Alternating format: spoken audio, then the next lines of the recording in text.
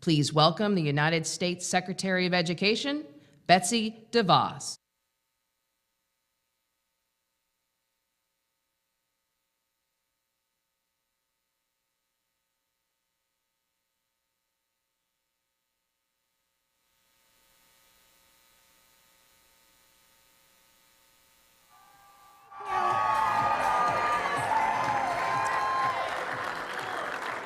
Well, good afternoon.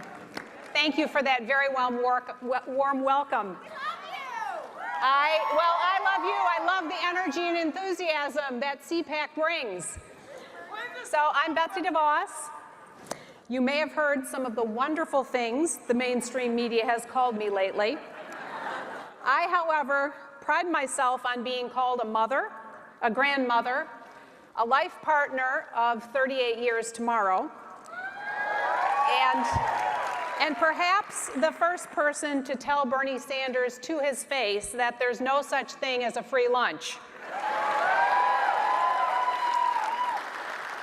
The media has had its fun with me, and that's okay.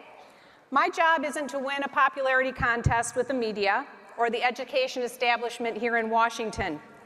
My job as Secretary of Education is to make education work for students. But today we know the system is failing too many kids.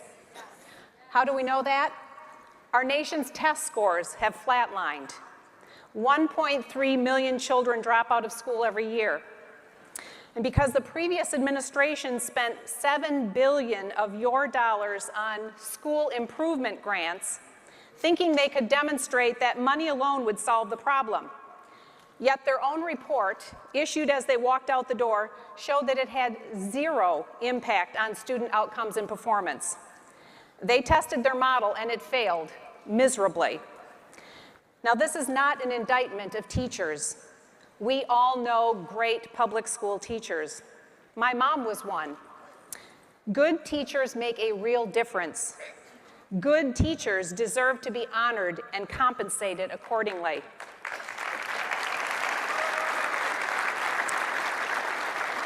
But the education establishment has been blocking the doorway to reforms, fixes, and improvements for a generation. This is not a left or a right issue. This is an American issue.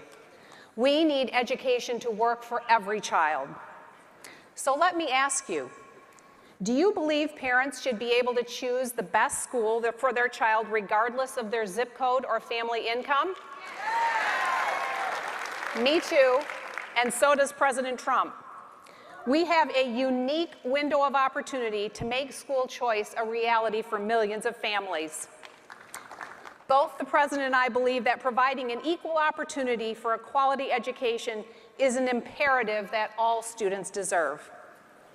So now let me ask you, how many of you are college students? Well, the fight against the education establishment extends to you too. The faculty, from adjunct professors to deans, tell you what to do, what to say, and more ominously, what to think. They say that if you voted for Donald Trump, you're a threat to the university community. But the real threat is silencing the First Amendment rights of people with whom you disagree.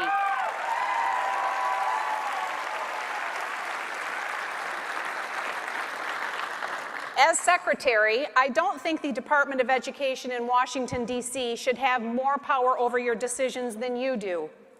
I took this job because I want to return power in education back to where it belongs, with parents, communities, and states. We can do this, but only with your help. Defenders of the status quo will stop at nothing to protect their special interests and their special gig. So we need you to engage, to be loud, and to never stop fighting for what we believe. We need you to call, write, email, tweet, and snap every politician who thinks the status quo is okay and that they know better than you when it comes to your education. Together, we can make American education great again. The next generation deserves no less. Thank you, and I look forward to fighting alongside of you. Thanks.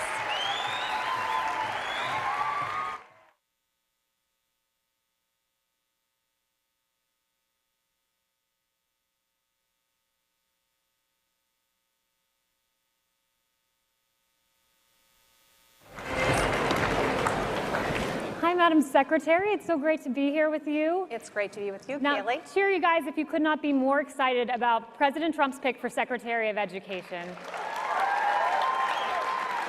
You are a phenomenal pick, and you've spent 30 years working on these issues that are so important. Children, protecting our future, protecting children of all races, of all identities is crucial, and you are doing that, and you have a history of doing that, and I couldn't be more excited for what you have planned for the department. Thank you. And it's an honor. It is. And on that note, you know, a lot of news has been made in the last 24 hours. President Trump rescinded the Obama guidelines on transgender, and let's be very clear why he did that. President Obama acted lawlessly. He promised us that he would use his pen and his phone to circumvent Congress. He did so repeatedly, including with these guidelines that reinterpreted federal statute.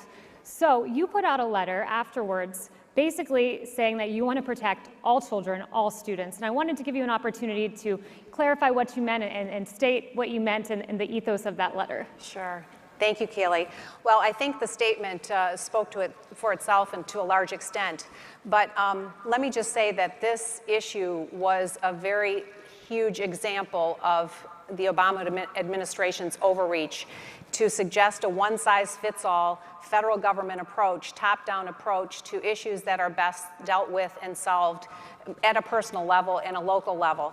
And I have made clear from the moment I've been in this job that it's our job to protect students and to do that to the fullest extent that we can, and also to provide students, parents, and teachers with more flexibility around how education is delivered and how education is experienced, and to protect and preserve personal freedoms. Absolutely. And on that note, you know, talking about the states and empowering the parents, you know, we as conservatives in this room fully believe that the states are the appropriate, robust actors in the field of education. We want parents to be empowered, and part of that is empowering the states. So with that said, what is the role of the federal government and the Department of Education vis-a-vis the states? Well, the Department of Education has, in the past several years, played a very integral role, I would argue in many ways too much of a role. With the new implementation of the new ESSA rules and law, we will see a lot of that power return to the states and a lot of the flexibility given to the states to do what they can do best on behalf of students. I think that's the right direction. I think the role of the federal government should be as light a touch as possible. And the areas in which the Department of Education has an important role are really around the needs of special needs students and around some of the civil rights issues that we've referenced earlier. Undoubtedly. And you know, one of the things I love just in communicating with you and your staff, I really get a sense that you want to unify the country and make real change. And I think there's even evidence of that. You know, we're at this time where the country is so divided and there's so much anger and so much disrespect for one another that we need people to come together on behalf of children in particular, in your case. And the evidence I saw of that in speaking with your staff was on day 2, you picked up the phone and you made a call to the teachers union, to the ATF, to Randy Weingartner, and you did this despite the fact that the other teachers union, the NEA, put out a statement saying we refuse to have a relationship with Secretary DeVos. So you have one teachers union kind of increasing division and another one because you reached out and extended a hand, reaching back and extending a hand back to you. And I believe you're going on a tour of local schools with Randy. Well, I had a great conversation with Randy, and I think it's imperative that we work together to find common ground. If students represent 100% of our future, we need to be focused around what's right for them and doing what's right for them. My conversation with Randy was great, and we've agreed to visit schools together. I will visit a school that she selects, a traditional public school, and she will visit a choice school. So I look forward to that opportunity. That's fantastic. And you know, another place where this opposition and kind of divisiveness was showcased was during your confirmation hearings. I was myself appalled at the way Senator Warren conducted herself in her line of questioning. But by contrast, you had Senator Scott, who told a beautiful story of how you grew up and how your family mortgaged everything they had to start a business. And you painted a cinder block building and worked on an assembly line. And I think it's such an empowering story. And I wonder if you'd share a little bit of that, because you are the American dream. And a lot of students out there are trying to achieve the same thing your family achieved. Oh, sure.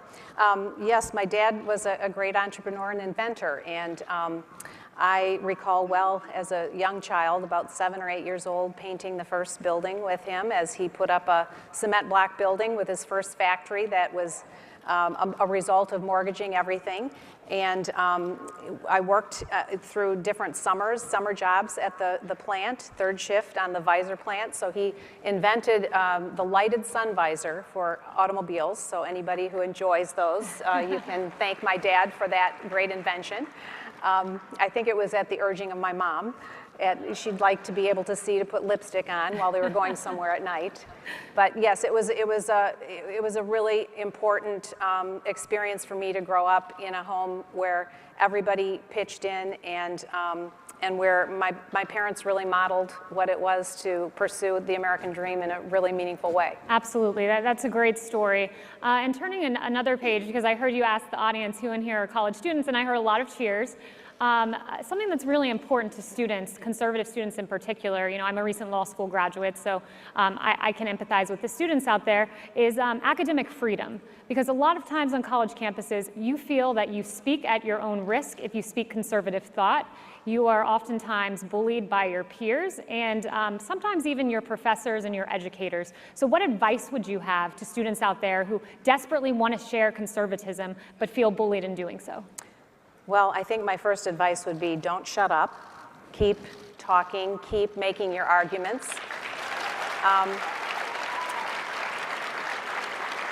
You can do so respectfully and with civility, but I think you need to do so with confidence. We need to have opposing viewpoints and differing ideas in an academic environment and in any environment where ideas are necessary to be exchanged. And I just urge and encourage all of the college students here, or any student, to continue to bring your ideas and your viewpoints. That's the best way to learn, and it's the best way for us all to learn how to get along together as well. Absolutely. And one of the things that I loved about you when you were President Trump's pick is the work that you have done on behalf of children in poverty. You helped 400,000 families in poverty and assisted them and gave them school choice and assisted in their educational pursuit. And that's fantastic. And that is an absolutely indispensable part of President Trump's agenda ahead, is helping students in inner cities. So what is your plan at the Department of Education to help children in poverty? Well, we know that education is the great equalizer, and it's the real moment of opportunity for every student. And so the notion that I can choose where my children go to school because I can afford to pay for it, but my fellow Americans can't because they don't have the same economic means, is just, it's not right, it's unjust. And I share the President's view that we must and can do better for all Americans to provide each of them with an equal opportunity to a great education. And we will be working together to advance that during his administration. That's great. Well, this nation is so blessed to have you as Secretary of Education, and President Trump could not have made a better choice. I'm just so thrilled for your vision and so excited.